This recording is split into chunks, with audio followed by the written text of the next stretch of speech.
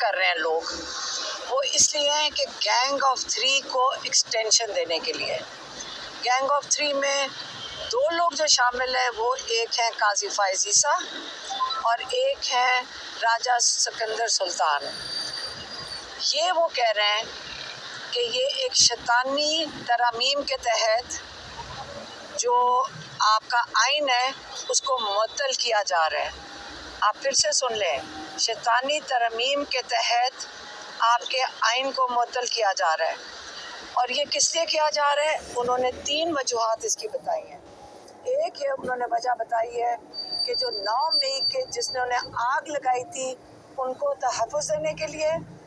दूसरी वजह है कि जो 8 फरवरी को जिन्होंने वोट चोरी किए थे उनको तहफ़्फ़ुज़ देने के लिए। और तीसरी वजह तो आप सबको पता ही है, PTI को ख़त्म करने के लिए।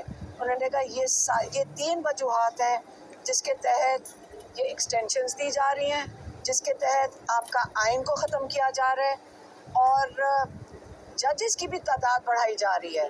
और वो जजेस की तादाद आप ये सोच लें किसके लिए बढ़ाई जा रही है, ताकि जो सारे चोर, चाहे वोट चोर, चाहे आपके पाकिस्तान की लॉन्ड्री, जो सारे जो पैसों की चोरी, जो पाकिस्तान को जिन्होंने लूटा है उनको तहफ़्फ़ुज़ देने के लिए। और आपको पता है कि लोअर कोर्ट्स में जहाँ पे जजेस की ज़रूरत है, किसी ने बात की इस आइन के अंदर जो तरमीम कर रहे हैं कि लोअर कोर्ट्स के अंदर बढ़ाए जाएं, क्योंकि जब लोअर कोर्ट्स के अंदर जजेस बढ़ाए जाएंगे उसमें किसको फ़ायदा होना था? अवाम को।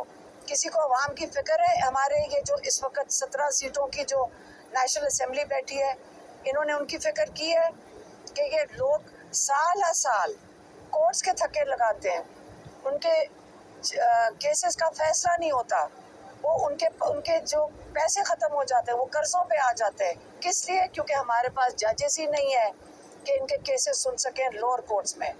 लेकिन कितनी जल्दी में और बगैर किसी एक दिन के अंदर फैसला हो रहा है कि जजेस सुप्रीम कोर्ट में बढ़ा दिए जाएं। तो ये आपको सबको नज़र आ रहा है कि यहाँ क्या हो रहा है पाकिस्तान के साथ। ये पाकिस्तान के साथ मेरे ख्याल में पाकिस्तान की तारीख की सबसे बड़ी साजिश हो रही है। और इमरान खान चाहते हैं कि अब आपका वक्त आ गया है कि आप इस पर एहतजाज करें।